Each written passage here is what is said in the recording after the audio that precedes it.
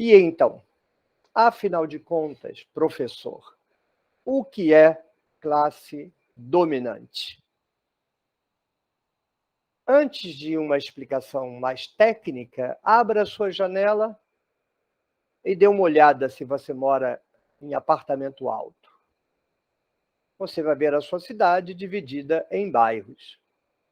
E você vai perceber que há bairros nobres, bem cuidados, com casas caras e luxuosas, onde circulam carros caros e luxuosos, e há bairros pobres, abandonados, largados, sem saneamento básico, as casas caindo aos pedaços, os carros caindo aos pedaços.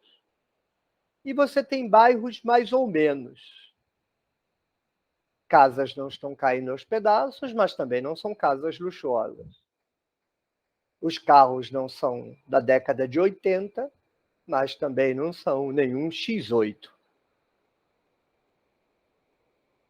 Com isso, nós não estamos apontando para classes sociais necessariamente. Você pode olhar essa diferença, e essa diferença é objetiva. É um dado da realidade. Não há cidade no mundo que não seja assim. Centros muito bem cuidados e centros completamente abandonados. E um bairro intermediário.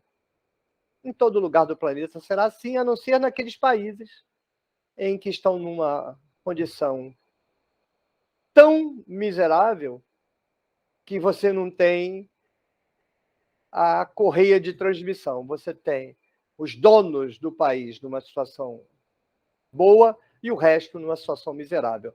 Mas nos países que se encaminharam no jogo da globalização, esse é o quadro geral. Gente muito pobre, gente absurdamente rica, despudoradamente rica, e uma classe média. Na história sempre foi assim, da invenção da agricultura para cá.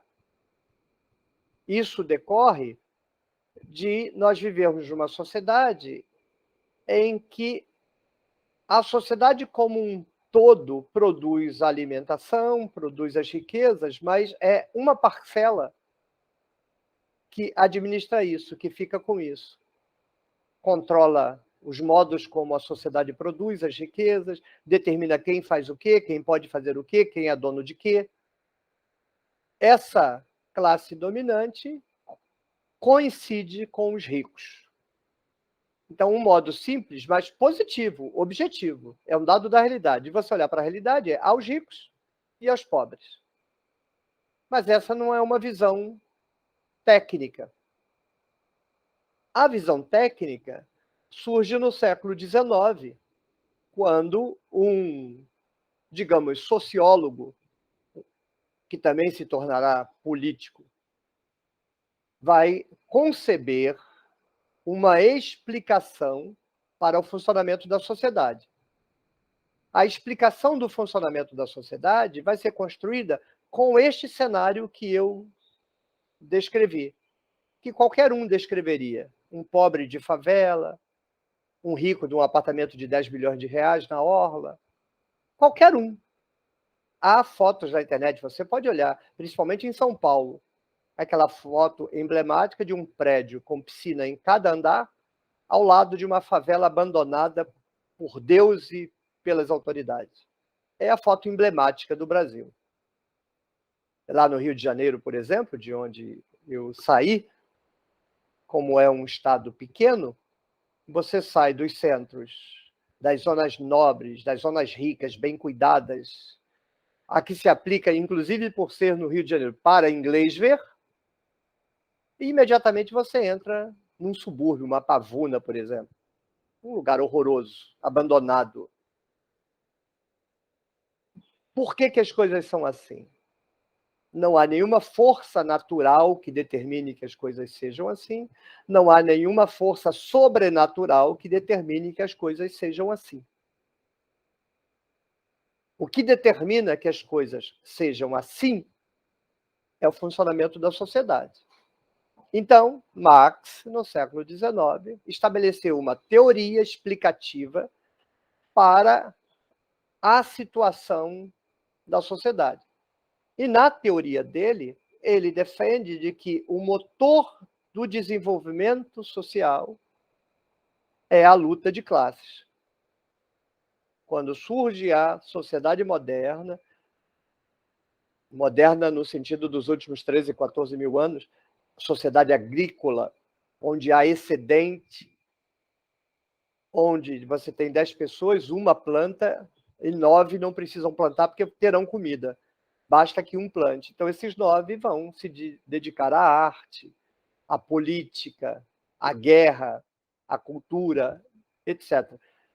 Um grupo desses se apropria do excedente de produção, se apropriando do excedente de produção, se apropria dos modos de produção, determinam como será o funcionamento da sociedade, dali em diante, mantendo a sociedade nesse modelo de sociedade de classes, e, pela força, submeterão as outras pessoas que não pertencem a esse grupo, que se apropria do excedente e dos meios de produção, e determina o modo de vida das outras pessoas, que passará a responder aos interesses da classe dominante.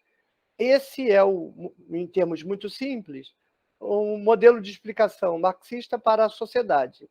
A sociedade, a história da sociedade é a história da luta de classes. A classe dominante subordinando, subjugando a classe dominada para que a classe dominada atenda aos interesses não próprios, mas os interesses da classe dominante. Isso acontece assim nos Estados Unidos, no Brasil, na Bolívia, na Etiópia. Não importa se o país é rico, se o país é pobre, ele terá uma elite, uma classe dominante, que submeterá aos seus interesses a classe dominada. Cá entre nós, você não precisa admitir a tese de Marx de que a explicação científica, segundo Marx, a explicação científica para a compreensão da sociedade é a luta de classes. Você não precisa aceitar essa teoria, mas você não vai arrancar o olho da cara, vai? Você vai fazer um araquiri da retina? Basta você abrir a janela e ver que a sociedade é assim. Você tem os ricos e os pobres, ponto. Vamos dar um passo adiante. Por que que a tenda do necromante, como já foi dito por alguns desesperados crentes, tem a neurose com a luta de classe? Porque tanto na nossa sociedade, tenha você olhos na cara ou não para enxergar. Eu não arranquei os meus olhos da cara. Você pode ter arrancado, aí eu compreendo a sua insuficiência cognitiva. Não tem olho para ver, como é que vai entender o que está vendo se não se está vendo nada? Quanto à Bíblia, são sociedades de classes. O Brasil funciona como uma sociedade de classes e a sociedade de Israel funciona, na verdade, funcionava como uma sociedade de classes.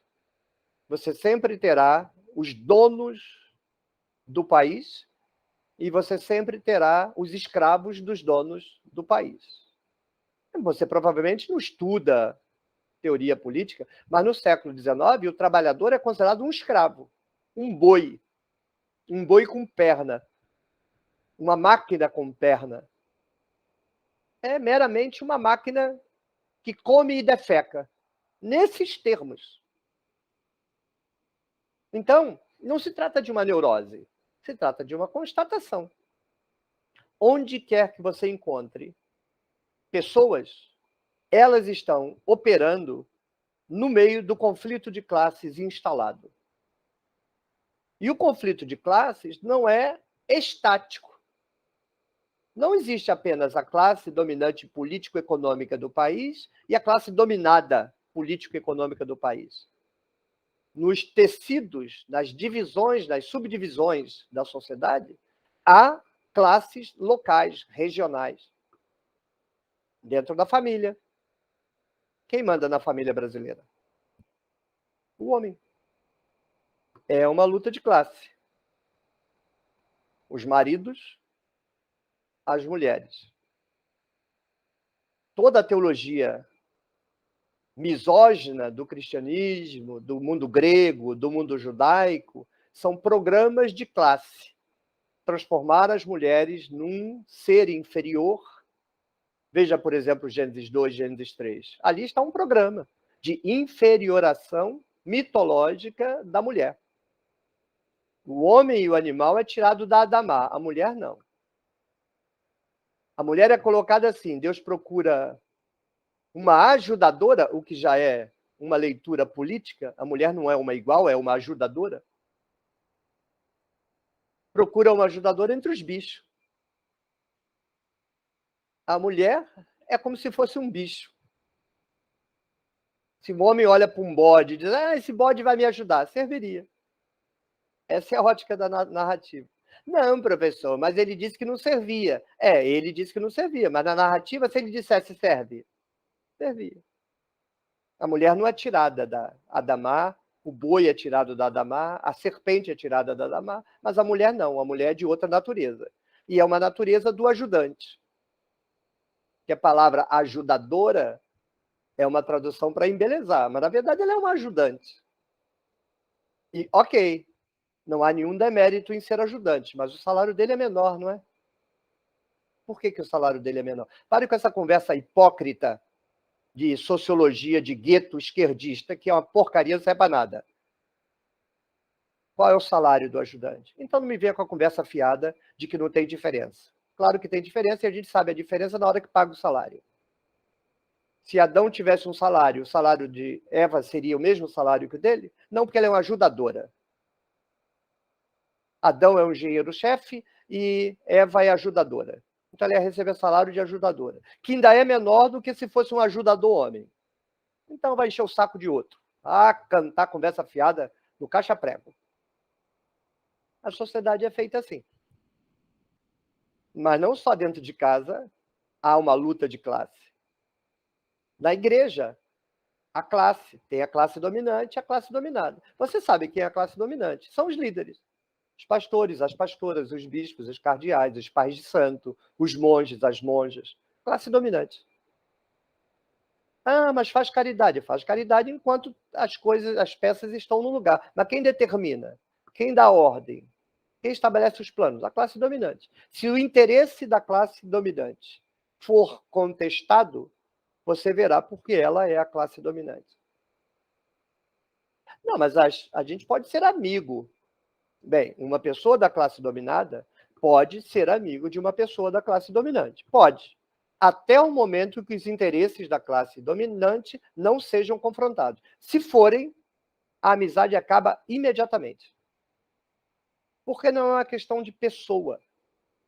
As pessoas não têm nenhuma relevância nesse sistema. É o papel dela na classe. As pessoas de uma classe sofrerão igualmente. E as pessoas da outra classe produzirão sofrimento igualmente. Há uma solidariedade de interesse. Isso não tem nada a ver com ontologia, com psicologia. É um compromisso de interesse, a manutenção do status quo. Quanto mais riqueza a classe dominante angaria, mais esforços ela faz para não perder essa riqueza. E quanto mais ela imporá sofrimento à população para aumentar essa riqueza. Porque alguém vai ter que se lascar para que a classe dominante tenha dinheiro. Óbvio. Não há divisão da riqueza. Há apropriação violenta da riqueza de todo mundo por uma meia dúzia. Isso é classe dominante. Agora, você não precisa admitir, advogar a tese de Marx. Não precisa. Basta você olhar para a realidade. Onde você quer que chegue? Na empresa, tem quem manda, tem quem obedece. Na igreja, tem quem manda, tem quem obedece. Na prefeitura, tem quem manda, quem obedece. No Palácio do Estado, tem quem manda, tem quem obedece. Na escola, tem quem manda, tem quem obedece. Dentro de casa, tem quem manda, tem quem obedece. Em todo canto, tem quem manda e quem obedece. Quem manda é quem domina, quem obedece é dominado. E se você tem alguma salvação, se você não entregou os seus neurônios para São Pedro, para ele jogar num saquinho e entregar para Satanás, se você ainda usa a sua cabeça, informe-se a respeito de Lutero. Lutero fez a reforma, uma conversa fiada. A reforma, do ponto de vista das classes dominantes e dominadas, é curioso, porque a Alemanha sofria a violência de Roma. Politicamente, a Alemanha está subordinada a Roma, quer se libertar. Legítimo. Legítimo. Quem há de reclamar que a Alemanha não queira ficar mandando dinheiro para fora? Que o dinheiro fique para dentro. Mas a Alemanha não quer que o dinheiro fique para dentro. A Alemanha quer que o dinheiro fique para eles, os ricos. Então, eles vão fazer um processo de emancipação política. E a desculpa vai ser Lutero. A reforma é uma mera desculpa para a Alemanha se emancipar das garras italianas. Se emancipa. Aí todo aquele discurso de liberdade que era usado para poder se libertar da Itália, como se libertaram, agora fica ruim, porque agora a população da própria Alemanha, os pobres, os camponeses, querem liberdade. Não, não pode não. Não pode não. Pode sim, professor. Claro que não. Você já estudou? Se você não estudou, não retruque. Porque dá gastura ver uma pessoa que não leu 3 versículos de um livro, 3 parágrafos, achar que tem alguma coisa para dizer. Vai ler, vai estudar, depois você abre a boca. Aí o que ocorre? Os camponeses ouviram aquelas conversas fiadas, porque o pessoal acredita nessas, né? Liberdade, igualdade, tudo churumela, tudo churumela. A classe dominante não vai dar liberdade para ninguém. Aí os camponeses, coitados, acharam que era verdade. Ai, que mensagem linda essa de Lutero.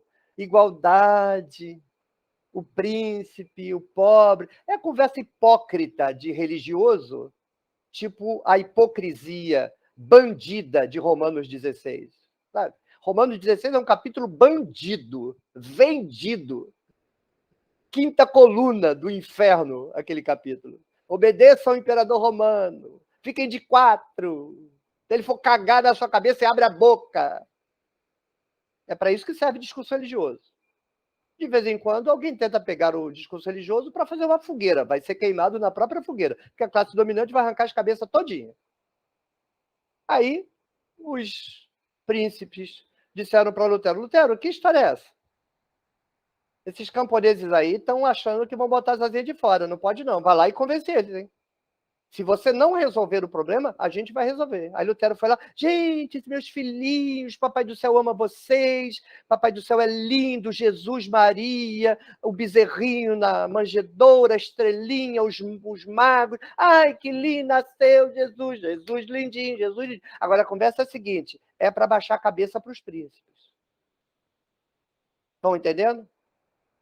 Não, Lutero, a gente gostou dessa parte que você falou de igualdade. Olha só, seus idiotas. Lutero escreveu isso. Vou mandar o papo reto. Deus criou 2 tipos de pessoas, um para mandar e um para obedecer. Está claro isso? Vocês são os que têm que obedecer, porque Deus manda vocês obedecerem. E eles, os príncipes, são os que Deus colocou. Lutero escreveu isso, seu abestado. São o que Deus criou para mandar. Então vocês têm que obedecer o príncipe, porque Deus está mandando. Ah, não vamos obedecer, não. Então vocês vão morrer. Aí falou, lava minhas mãos, pode matar. 100 mil. Mas não tem classe dominante, não tem. Não. Isso é neurose da tenda do necromante. Não tem. É tudo assim, o amor, tudo é maravilhoso, tudo é lindo, a igreja é linda, não tem classe dominante na igreja, a família é linda, não tem classe dominante na igreja. É neurose do necromante. Numa empresa é lindo, quem lava privada, cagada de bêbado, tem o mesmo salário que o CEO, você já viu? O faxineiro sai com X8 do estacionamento. Eu já vi. Sabe aonde? Nos meus delírios. Na vida real, meu amigo. É Lutero e os camponeses. Abaixe a cabeça e cala a boca, senão vai morrer. Marx olhou para isso e falou, já sei como a sociedade funciona. todas as vezes que o interesse de quem manda for contestado, ele passa por cima de quem contestar. Obviamente que aqui eu estou fazendo uma apresentação bastante simples, só para convencer o rapaz ali que está nervoso, com classe dominante, né? Me perguntando onde está a classe dominante no Sermão do Monte. Tadinho. Eu compreendo a pessoa, né? É completamente desesperada e está de 4 em cima do discurso sem vergonha de Romanos. É um discurso sacripanta, mas a cabeça do menino, Deus me ama. Eu não tenho dinheiro para andar de ônibus, mas Deus me ama. Eu não tenho dinheiro para andar de ônibus porque vai ver, eu pequei da minha vida. Quer dizer, um tonto das meninges. E aí ele reage com toda a imprudência. Agora, não reagiria a quem o controla. Reage a quem corre o risco de esfregar na cara dele a realidade. Mas ele não quer ver a realidade. Ele prefere ficar de 4 e sendo enganado com uma conversa miserável de que a sociedade é linda porque Deus é amor. Não importa que as pessoas tenham uma vida de miséria. Então, a classe dominante fará tudo o que for necessário para continuar sendo classe dominante. Mas essa apresentação está muito simplificada, porque há choques. A classe dominante não é um monólito. Há choques. Há classes dominantes dentro da classe dominante. Há uma classe dominante hegemônica no Brasil, mas ela é nada perto da classe dominante dos Estados Unidos. Na verdade, ela faz o que a classe dominante dos Estados Unidos manda.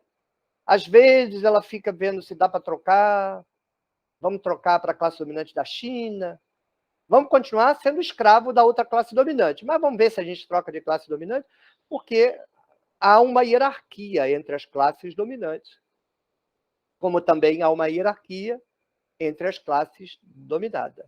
Dentro da classe dominada, tem classes dominantes, que dominam sempre para baixo, nunca para cima. E dentro da classe dominante, também tem classes. Tem classe dominante que domina gente da classe dominante, que em relação a esta superdominância é, na verdade, uma classe dominada. Por isso que, às vezes, é necessário que a classe dominada de um país se una à classe dominante desse país para enfrentar um país dominante.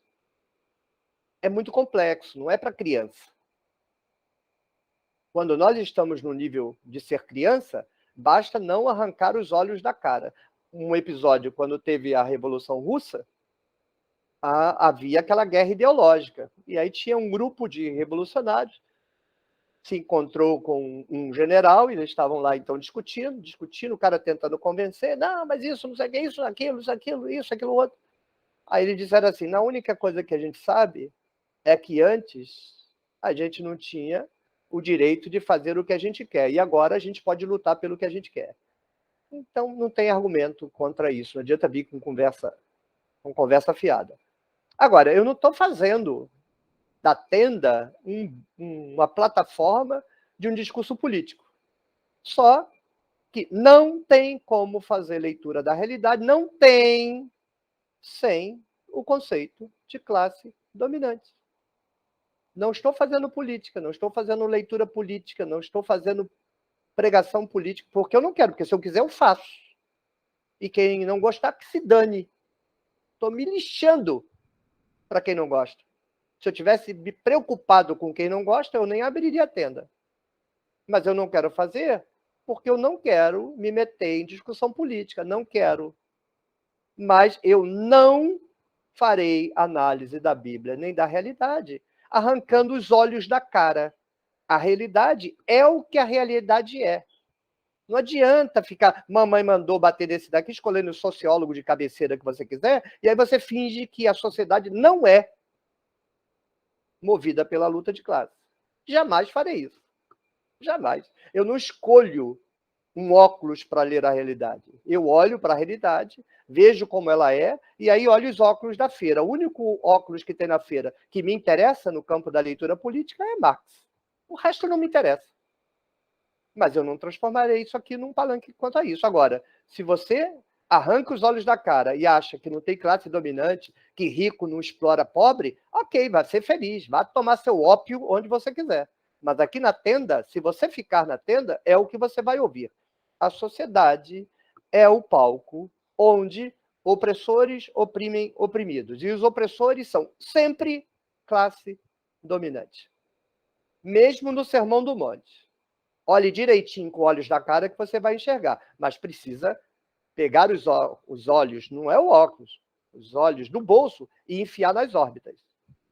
Porque tem muita gente por aí que arrancou os olhos da cara e guarda no bolso. Aí não tem condição, não é só de ler um versículo, não, é de não ler coisa nenhuma. Ok? É triste a realidade. Mas é a realidade. Termino com Carl Roger. Os fatos são amigos. Mesmo quando eles são horrorosos, é melhor lidar com os fatos do que alucinar com teorias de Deus vai resolver todos os meus problemas. Enquanto isso, você resolve todos os problemas do seu pastor. Que a vida dele vai muito boa, obrigada. Tchau, tchau.